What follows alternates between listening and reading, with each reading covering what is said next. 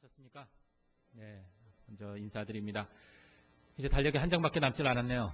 그죠? 참 어떠세요? 시간 가는 거요. 빠르죠? 빠르다 못해 무섭기까지 하는 것 같아요. 시간이 너무 빨리 지나가는 것 같은데요. 그렇게 시간이 빠르게 흐르다 보니까 덩달아 우리네 마음도 좀 분주해지고요. 또 조급해지고 허둥대는 그러한 또 시간을 보내지 않나라는 생각도 해봅니다. 시간이 무서운 속도에 빠져 살다 보니까 점점 그 무서운 속도에 내 호흡도 좀 가빨라지는 것 같고요.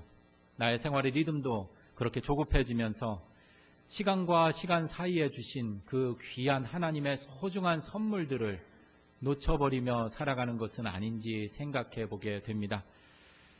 오늘 한 이야기로 좀 시작을 할까 합니다.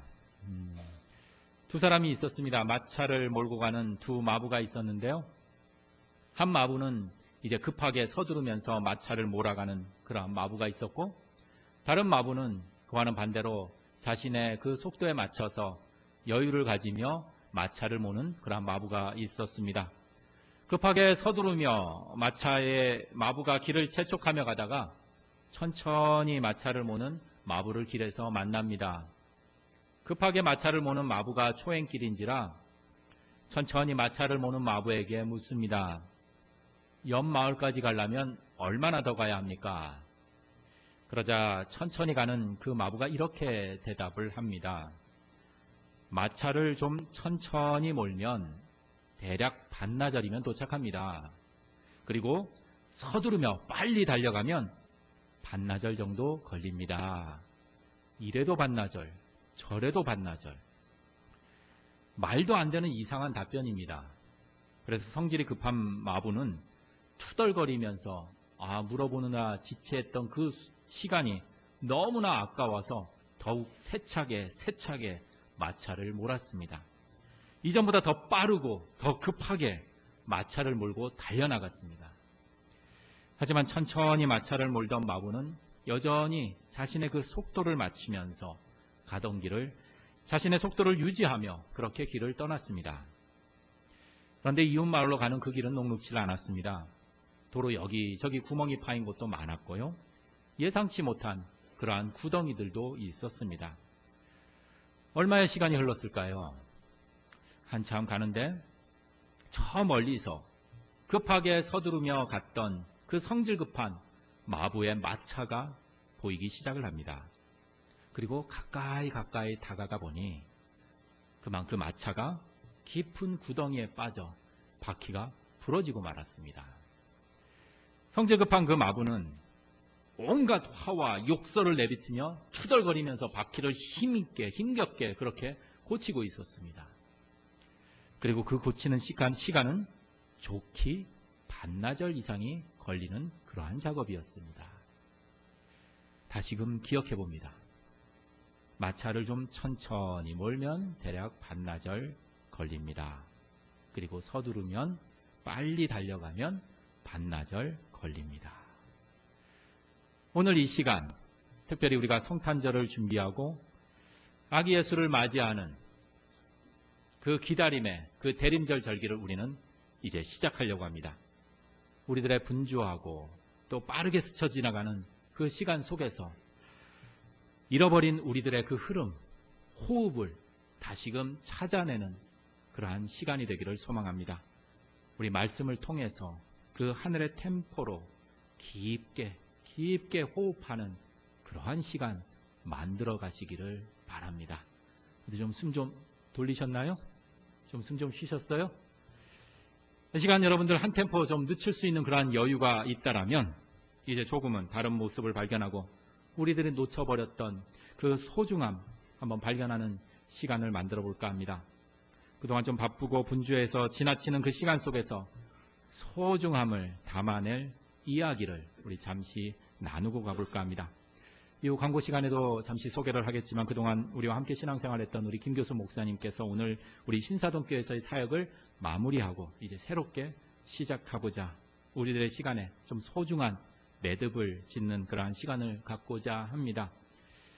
이제 김교수 목사님 나오셔서 그 소중함 우리들과 함께 나누겠는데요. 우리 보통 부흥 강사 나올 때 어떻게 하죠? 예. 우리 김 교수 목사님이 이름도 특별해서요. 박수와 할렐루야로 우리 함께 맞이하도록 하겠습니다. 우리 김 교수 목사님 잠시 자리로 이렇게 맞이하도록 하겠습니다.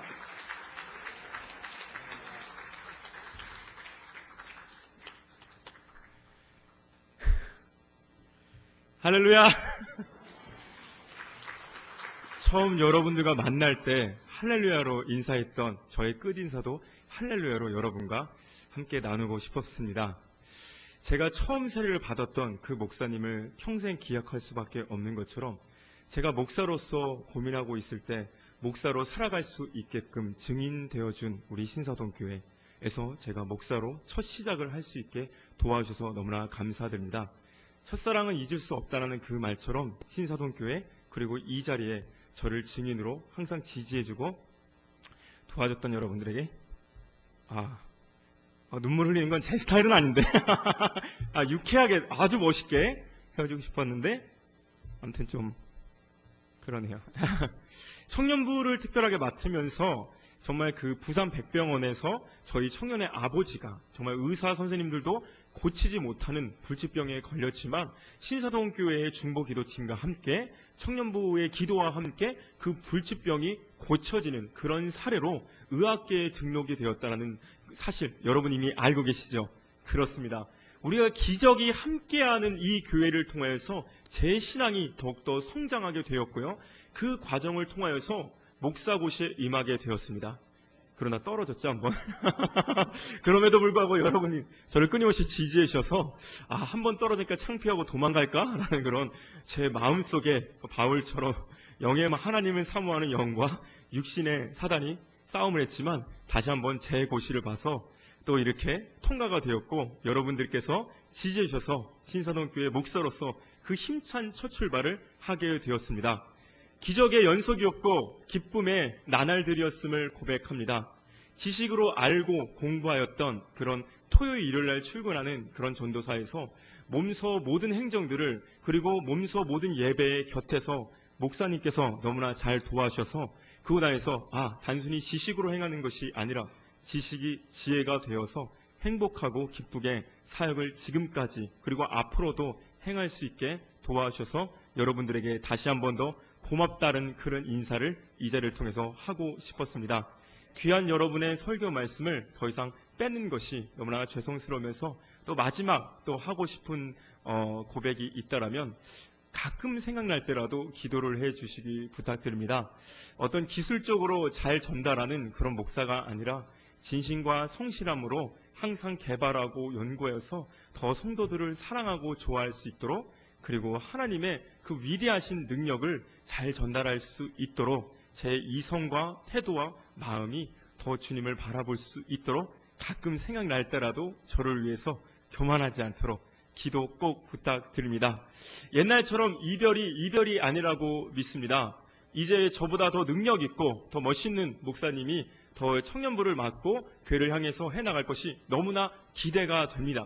그렇기 때문에 저는 슬픔이나 아쉬움보다도 설렘과 기쁨을 안고 이곳에서 배운 그 능력과 기적과 또 사랑받은 것을 임직하는 그 또 다른 교회에 전해주러 가겠습니다. 그곳에서도 기적을 이곳에서도 배운 것처럼 전할 수 있도록 항상 기도해 주시고요. 저 또한 여러분이 끊임없이 지지해주고 변함없이 기도해 주셨던 그 기억들을 안고 살아가겠습니다. 아멘. 우리 호세리 장로님, 여기서 왠지 사회를 봐야 될 것 같은데 그건 안 되고요. 여러분 감사합니다. 이따가 나가면서 한 분 한 분 악수 배우면서 이렇게 인사하도록 하겠습니다. 감사합니다. 그리고 고맙습니다.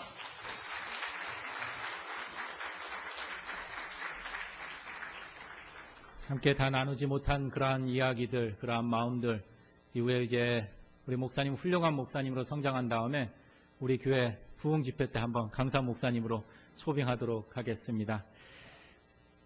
이제 하나의 매듭을 이제 김 교수 목사님은 짓게 됩니다. 그리고 하나의 매듭을 짓는다라는 것, 그것은 끝이 아니라 또 끝임과 동시에 다른 시작을 뜻하지 않나 싶습니다. 대나무가 매듭 위에 또 새로운 줄기가 이렇게 자라나듯이 이제 신사동 교회에서 이제 매듭을 짓고 새롭게 시작하면서 더욱 높아지고 더욱 단단해지기를 바라고 뿐만 아니라 우리 교회도 우리 더욱 높은 신앙 그리고 성숙한 삶으로 건강해지고 든든한 또 다른 줄기를 그 위에 세워 나아가는 귀한 교회 공동체 되기를 소망합니다. 이제 우리도 한 해의 시간을 이제 잘 매듭 짓는 그러한 시간이 되기를 바랍니다. 그래서 우리가 교회 절기로 대림절을 이제 처음 맞이하게 되고요. 이제 성탄절 4주를 앞두고 이제 시작해서 지켜지는 이 그리스도의 오심을 기다리는 이 절기, 우리들의 마음 속에서 대림절을 앞으로 이제 4번 우리가 만나게 되는데, 이 4번의 만남을 통해서 우리의 마음 속에 자리 잡았던 분주함들, 그리고 세상의 그 바빴던 그 템포들이 하늘의 귀한 호흡으로 변화되기를 소망합니다. 오늘은 그래서 대림절을 시작하면서 우리 복음서 중에 예수님의 그 흔적을 증언했던 그 복음서 중에 가장 긴 호흡으로 예수님의 그 탄생을 기다리는 그 본문, 바로 누가복음 말씀을 우리 대림절 12월 한 달 동안 함께 나누면서 우리 하늘이 주시는 그 긴 호흡 우리가 함께 만들어 가볼까 합니다. 말씀으로 우리에게 다가온 새삼 깨닫는 그러한 시간이 되기를 소망합니다. 누가복음은 참 예민한 시각으로 한 인물에 아주 집중적으로 예수님이 탄생하시기 전에 재조명을 하고 있습니다. 바로 요한이라는 그 인물에 대해서 참 많은 양을 할애하면서 증언을 하고 있는데요. 오늘 본문은 그 첫 시작으로 바로 요한의 아버지 사가랴와 어머니 엘리사벳에 대한 그 한 가정의 요한의 부모에 대한 그러한 기록을 우리들에게 소개하고 있습니다.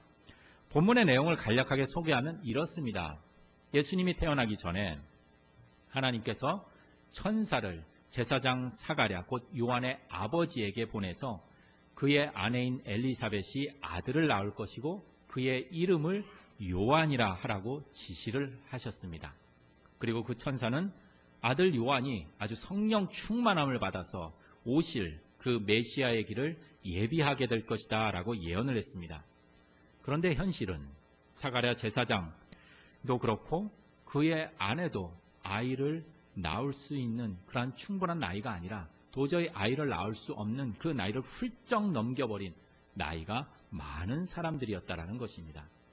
그래서 사가랴는 그 천사의 말을 믿지 않게 되고 하나님께서는 아들 요한이 나올 때까지 그 입을 막아서 말을 못하게 하는 그러한 내용이 오늘 본문의 이야기입니다. 자, 그렇다면 이제 구체적으로 조금만 더 들어가 보도록 하겠습니다. 오늘 본문의 그 첫 시작 5절은 유대왕 헤롯 때라고 이렇게 시작을 하고 있습니다. 역사책으로 아주 확실한 연대를 우리에게 소개시켜 주기보다는 오늘 이 본문 말씀은 바로 헤롯의 시대가 주는 의미를 우리에게 먼저 건네주고 있습니다. 만일 여러분들 우리 조선시대의 세종대왕 때라고 하면 어떠한 느낌이 들까요? 우리 세종대왕 하면 아주 성왕이고 태평성대를 이루고 많은 백성들을 이렇게 돌봤던 그러한 평화롭고 안정된 시대를 먼저 생각하게 될 것입니다. 이와는 반대로 만약 조선왕 광해군 때라고 하면 어떨까요?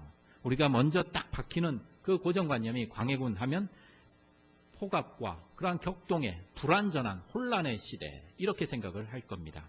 이와 같이 유대왕 헤롯 때 천하가 아는 아주 못되고 악한 왕의 대명사입니다. 그래서 그 시대라고 하면 악이 판을 치고 폭압과 핍박이 이 사람 저 사람 정말 못 살겠다 하는 그러한 정말 살기 힘든 그러한 시대를 말합니다. 우리가 어떠한 환경이나 처지가 이렇게 다다랐을 때, 펼쳐졌을 때 그 환경을 대하거나 바라보는 시설이 각양각색이지만 크게 두 가지로 정리할 수 있을 듯 싶습니다. 첫 번째 한편은 환경을 극복하고 더욱 선한 쪽으로, 좋은 쪽으로, 긍정적으로 향하는 쪽이 있는 반면에 또 다른 한편에서는 환경과 상황을 탓하고 그 환경과 처지에 매몰되어서 더욱 안 좋은 방향으로 향하는 그러한 경우가 있을 듯 싶습니다. 지금 헤롯의 시대, 가장 좋지 않은 환경, 그러한 처지, 희망이라고는 도저히 찾아볼 수 없는 그러한 혼란의 시대입니다. 하지만 우리가 함께 보았듯이 성경의 말씀은 그런 시대 속에 시대를 탓하거나 환경을 탓하지 않고 시대에 소망을 주고 막혔던 그 환경에 새로운 숨을 쉴 수 있는 그 숨통을 열어주는 그 모습을 우리들에게 보여주고 있습니다. 바로 그렇게 힘들고 어렵고 악이 판을 치는 그 헤롯 때에 5절 바로 뒤이어 헤롯 때에 아비야 반열의 제사장, 사람들은 온통 환경과 세상에 집중할 때, 그 헤롯 왕 그때에 집중할 때 말씀은 다른 것으로 주목을 합니다. 그 악한 시대에 한 줄기 빛을 발하는 그 비추일 그 한 사람을 소개하고 있습니다. 여기서 우리가 좀 이해를 하고 넘어가자면 아비야 반열의 제사장, 우리가 쉽게 생각하자면 이렇습니다. 제사장 중에도 우리 계급이 그리 높지 않은 제사장을 말합니다. 당시에는 제사장들이 이렇게 서열이 있었어요. 우리 한국교회도 그러한 서열이 이제 많이 무너져야 되는데, 우리 김교수 목사님이 있겠지만 김교수 목사님이 서열이 높을까요? 제가 서열이 높을까요? 우리 그런 거 이제 조금씩 이렇게 없도록 해야 되는데, 제사장 시대에는 이제 서열들이 이렇게 있었습니다. 오늘 이 아비야 반열의 제사장, 그리 제사장 서열이 그렇게 높지 않다라는 것입니다. 그 점을 부각하면서 그 제사장 사가랴와 그의 아내를 소개하고 있습니다. 그리고 그의 모습이 6절에서 소개되고 있습니다. 힘들고 팍팍하고 혼란스럽고 어려운 그 시대에, 그 시대와 환경을 탓하기보다 6절에 자신에게 주어진 일을 묵묵히 그리고 성실히 진실되게 수행하는 그 모습을 보여주고 있습니다. 사실 유심히 살펴보면 사가랴 그의 아내, 외부적으로 그러한 시대에, 헤롯 왕 때의 그러한 시대의 어려움뿐만 아니라 또한 내적으로, 개인적으로도 지금 힘든 시절을 보내고 있습니다. 7절 계속 연결되며 이렇게 전하고 있습니다. 자식이 없고 두 사람의 나이가 많다라는 점을 부각시키고 있습니다. 당시 제사장의 직분은 아들 세대로 이렇게 전승이 됩니다. 그래서 아들이 없다라는 것은 다른 말로 표현하자면 제사장 직분의 그 승계, 계승이 전해지는데 위기에 처해 있다라는 다른 표현이 되기도 합니다. 뿐만 아니라 지금은 그렇지 않지만 오해 없으시기 바랍니다. 잘못된 생각이지만 당시에는 아이가 없다라는 걸 하나님의 저주로 생각할 정도인데, 하나님께 제사를 드리는 이 제사장, 아이가 없다. 이것은 어쩌면 더욱 심각한 그러한 불행의 단면으로 나타났을 것입니다. 사변을 둘러보니 참 살맛나지 않은 세상입니다. 힘들고 참혹한 시절을 살아갑니다. 그리고 집에 돌아와 보니 개인 가정사도 큰 불행처럼 와닿는 그러한 시기에 참 불평할 일, 무언가 새롭게 시작해야 할 그러한 의욕도 없는 그러한 환경에 처해 있는 그들의 삶을 보여주고 있습니다. 이쯤 되면 어떨까요? 8절의 마침, 이러한 상황 속에 마침 과연 나는, 우리들은 어떠한 그 말씀을 이어갈 수 있을까요?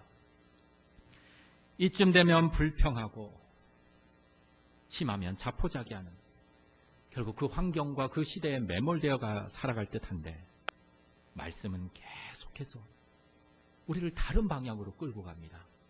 그들이 묵묵히 자신들에게 주어진 생의 과제 앞에 성실하게 삶을 살아가는 그 모습을 보여주고 있습니다. 8절 이하에 자신에게 주어진 그 제사장 직분, 내 대에서 끝나버리려 이제는 아무 미래도 없을 것 같은 그 제사장의 직무를 충실히, 성실히, 그리고 진실되게 행하는 그 모습을 보여주고 있습니다.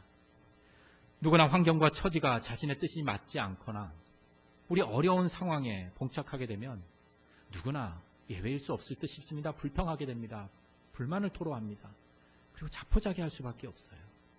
힘들어요.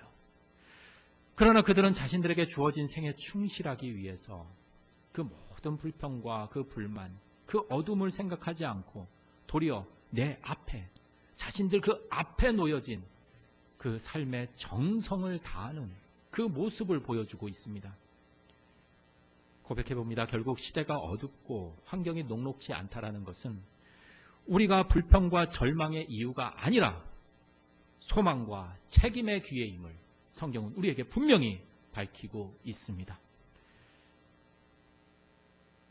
12월 이제 달력 한 장 남겨져 있는 그 모습을 보며 지금까지 우리를 올 한 해 지켜주시고 여기 이렇게 우리가 살게 하신 우리 주님의 분명한 목적과 의미가 담겨 있는 줄 압니다. 뿐만 아니라 우리 신사동교회 117년의 그 역사 동안 세상에 이러한 저러한 풍랑에 좌초되지 않고 이렇게 이 지역에 세워질 수 있는 것, 분명한 우리 주님의 뜻과 분명한 의미가 담겨 있는 줄 믿습니다. 이 점을 우리가 되새기며 우리들에게 주어진 소명과 책임을 생각하는 우리 12월의 시작이 되기를 소망합니다. 바로 이러한 삶의 자세를 갖고 살아가는 이에게 오늘도 우리 하나님께서는 주의 길을 예비하는 그 책임을, 거룩한 책임을 맡기십니다. 분명 하나님은 어려운 시대에 사가랴와 그 엘리사벳을 주목하고 그들을 통해 요한이라는 그 예수님의 길을 예비하시게 하였습니다. 뿐만 아니라 우리가 더욱 잊지 말아야 할 것은 하나님의 그 새로운 역사의 길을 준비하고 만들어가는 이의 삶은 바로 저 세상에 화려하고 웅장한 그러한 영웅으로부터 오는 것이 아니라는 사실입니다.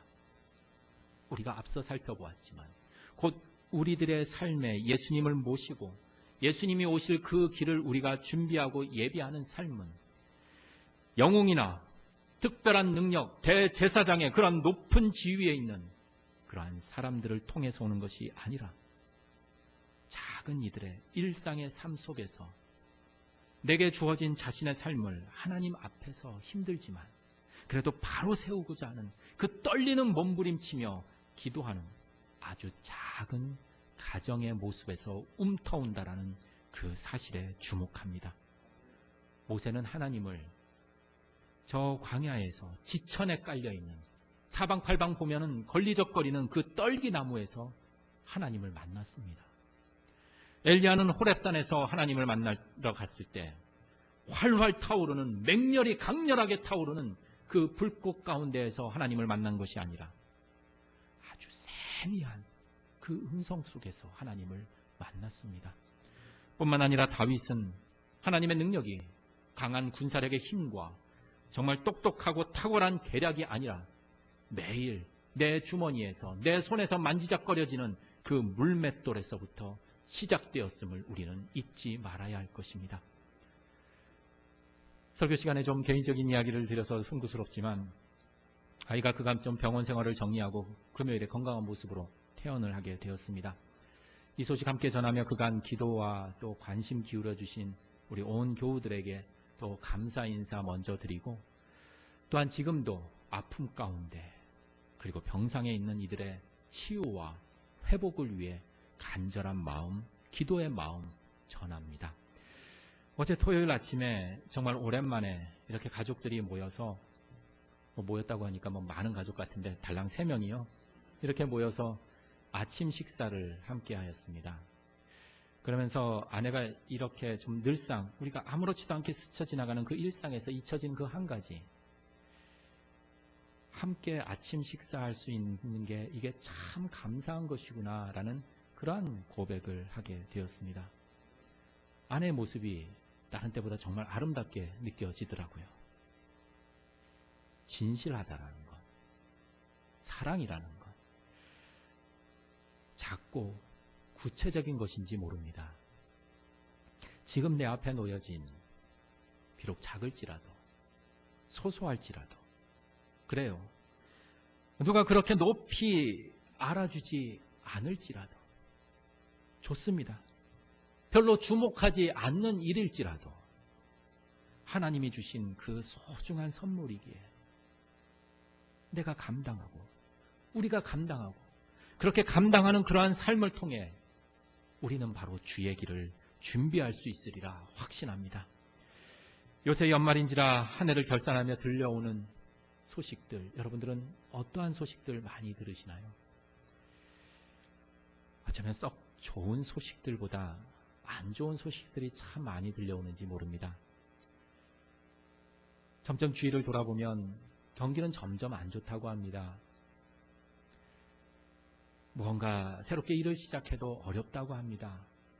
비전도 없고 무언가 해보자고 해도 편법이 난무하고 그래서 이래저래 어렵다 보니 덩달아 사람들의 마음도 거칠어지고 차가워지고 사람들의 마음도 이전 같지 않습니다. 심지어 교회도 더욱 창피하지만 솔직히 이야기하자면 목회자들의 도덕성도 상식 이하의 모습으로 전락하는 그러한 우울하고 참혹한 그러한 시대 결산들이 여기저기 들려오기도 합니다. 마치 유대왕 헤로데 때처럼. 그리고 아이가 없는 그러한 절박한 그 어둠의 상황 속에서도 우리는 하나님께서는 전혀 다른 그 모습에 주목하고 비록 그러한 현상과 상황 속에서도 우리의 구주 되신 그 하나님은 전혀 다른 것에 집중하시고 전혀 새로운 역사를 이루어 가신다라는 그 사실을 이 시간 기억하는 대림절이 되기를 소망합니다. 우리는 어떠한 사람일까요? 나는 누구일까요? 우리는 세상이 어두울수록, 세상이 깜깜해질수록 더 빛나는 사람입니다. 더 빛을 발하는 사람들이 바로 우리들입니다. 이 시대를 거슬러 진정으로 이 세대에 살게 하신, 지금 우리의 자리에 살게 하신 그 하나님, 우리들 삶의 자리에서 오늘을 살게 하신 그 하나님의 뜻을 살피고 깨닫는 우리네 삶이 되기를 소망합니다. 더불어 우리 사랑하는 신사동 교회의 앞날이 되기를 소망합니다. 함께 기도 드리시겠습니다.